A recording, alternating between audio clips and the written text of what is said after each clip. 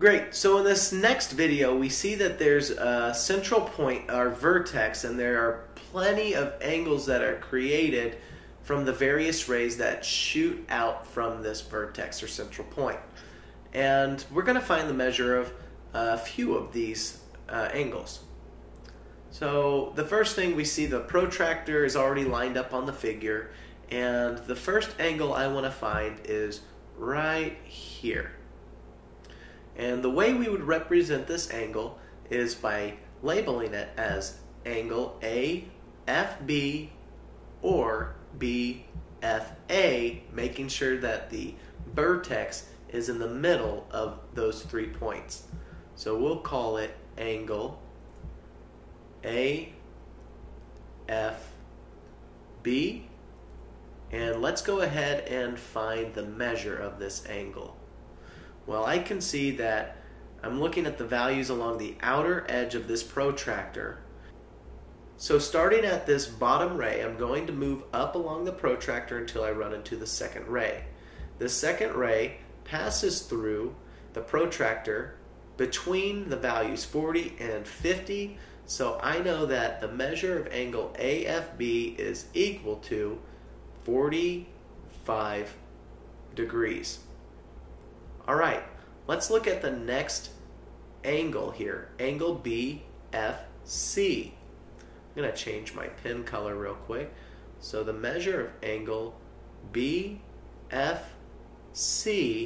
well, let's think about this. Earlier I started where at the ray that passed through point A, which was at 0 degrees. I can't start here this time because the next ray I'm going to start at passes through point B, and I want to know the measure of the angle that's in between this ray and the ray that passes through point C. So starting at 45 degrees, I'm going to move along the protractor until I reach the next ray, and the next ray passes through the protractor at 90 degrees. So I can figure out the measure of this angle by taking 90 degrees and subtracting out 45 degrees. And that happens to be 45 degrees still. So the measure of angle BFC is equal to 45 degrees. And I'm just going to put a little marker down here to continue along this angle.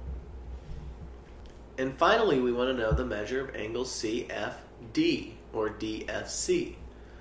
So the measure of angle CFD, well, let's find out what this is equal to. Well, if I continue along the protractor, I would move from 90 degrees all the way over to 180 degrees, and I would subtract 90 degrees from 180.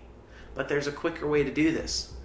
And I can see that starting at the vertex, there's a ray that passes through the protractor at 0 degrees, and I'm just going to move in a counterclockwise motion until I reach the other ray that passes through the protractor at 90 degrees.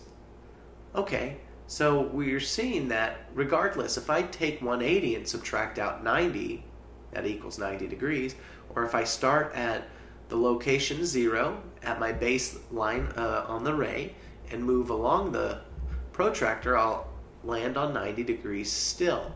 So I can see that angle CFD is also 90 degrees. So we have 90 degrees here.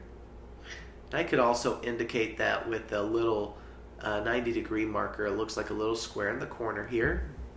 But there's one more angle I want to find, and that angle is AFD. It's a straight line. So angle A, in fact, let's choose a new pen here. And there are 2 ways to actually solving this problem. So angle AFD is equal to, well, the first way is to actually locate a 0 marker on the protractor and follow along the protractor until we run into the other ray, which is on the other side. It's a half circle and it's 180 degrees. Well, the other way of doing it is taking the previous angles. We'll notice that angle AFB, BFC and CFD make up that half circle. So if I were to add all of these angles together, they all make up angle AFD. So when you add 45 plus 90, you get a value of 180 degrees. So we can use the actual measures of other angles, combine them together to create the measure of a new angle. That's pretty cool stuff. That's powerful. All right, guys, I'll see you in the next videos.